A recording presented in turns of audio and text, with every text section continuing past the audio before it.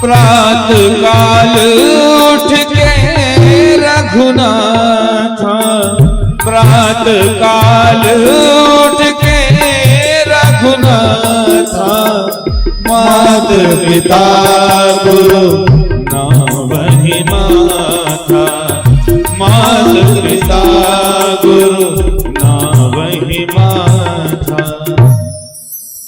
आप लोगों में से कौन कौन है जो सुबह उठते हैं और अपने माता पिता को, जो बच्चियां हैं वो प्रणाम करती हैं, और जो बालक हैं वो अपने माता पिता के चरणों में माथा रखकर प्रणाम करते हैं? हाथ उठा के बताइए।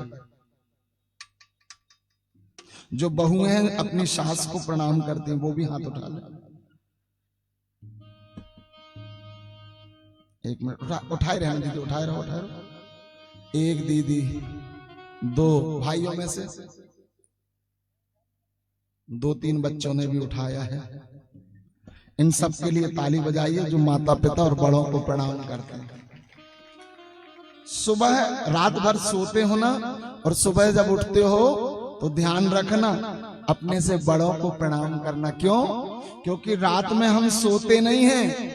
जब भी हम सोते हैं तो छोटी मौत होती है, और जैसे ही छोटी मौत से हम उठे ना तो अपने से बड़ों को प्रणाम करना कि चलो आज फिर से नया जीवन मिला है। आदरणीय श्रोताजनों, नया जीवन प्रणाम करना।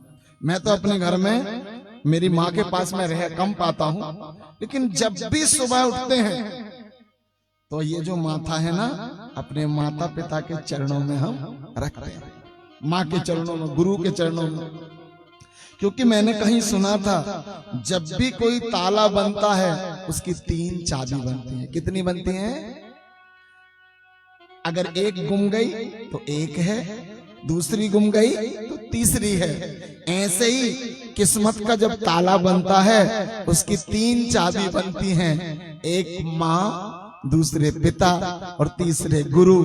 अगर माँ पिता चले गए तो माँ है, माँ चली गई तो गुरु हैं, और अगर तीनों चले गए तो एक मास्टर चाबी बनती है जिससे सब ताला खुल जाते हैं। उनका नाम परमात्मा है। आदरणीय श्रोताजनों, उनका नाम परमात्मा।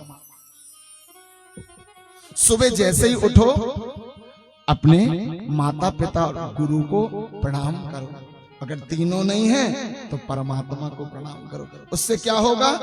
जैसे ही ये माथा चरणों के अंगूठा में जाता है, किस्मत के दरवाजा उसी पल अपने आप खुल जाते हैं। आदरणीय श्रोताजनों, अपने आप खुल जाते हैं। मुझे एक फुल्की वाला बता रहा था, फुल्की वाला, वो अपने माता पिता का बड़ा भक्त था। मैंने कहा यार भैया तू फुल्की बेचता है, फुल्की जानते ना? आप लोग जानते हैं फुल्की? वो जो बस स्टैंड में कटोरा लेके और खड़े हो जाते हैं। हाँ जी जी जी जी। तो वो फुल्की वाले से मैंने कहा कि यार तुम्हारी 3 मंजिल मकान, 4 व्हीलर, सब कुछ तुम मेंटेन कैसे करते हो?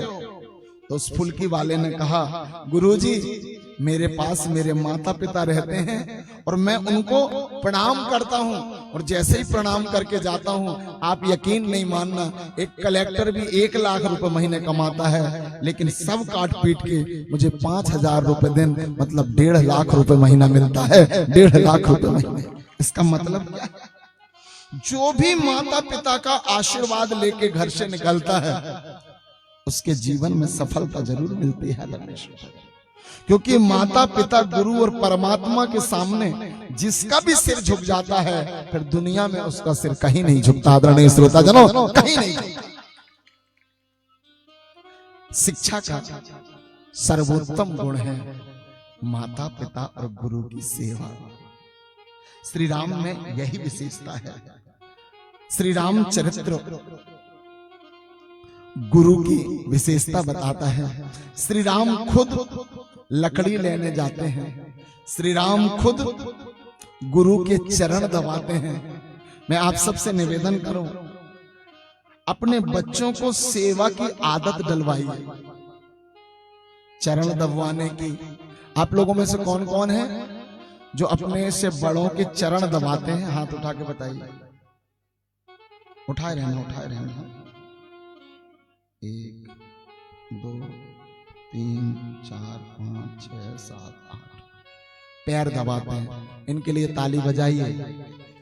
नहीं तो बाकी जगह में हम हर दिन 2-3 दिन में एक जगह हम ठहरते हैं, 3 दिन 4 दिन हम देखते हैं लोग मोबाइल चलाते रहते हैं और उनके माता पिता कूलते रहते हैं। ध्यान रखना मेरे भाई बहन, जो भी अपने माता पिता के चरण दबाते हैं, सेवा करते हैं, उसका फल ये मिलता है कि करते वो उनकी सेवा है, लेकिन आराम खुद के शरीर में मिलता है, क्योंकि जो अपने डीएनए की सेवा करता है उसके अंदर का खून अपने आप शांत हो जाता है। आदरणीय श्रोताजनों, अपने आप शांत हो जाता है, क्योंकि जड़ में पानी देते हैं तो अपने आप तना और पत्ते हरा हो जाते हैं। इसलिए मैं आप सबसे निवेदन करूं, हमारे जो बड़े हैं वो हमारी जड़ हैं, उनको कितना हरा रखना है।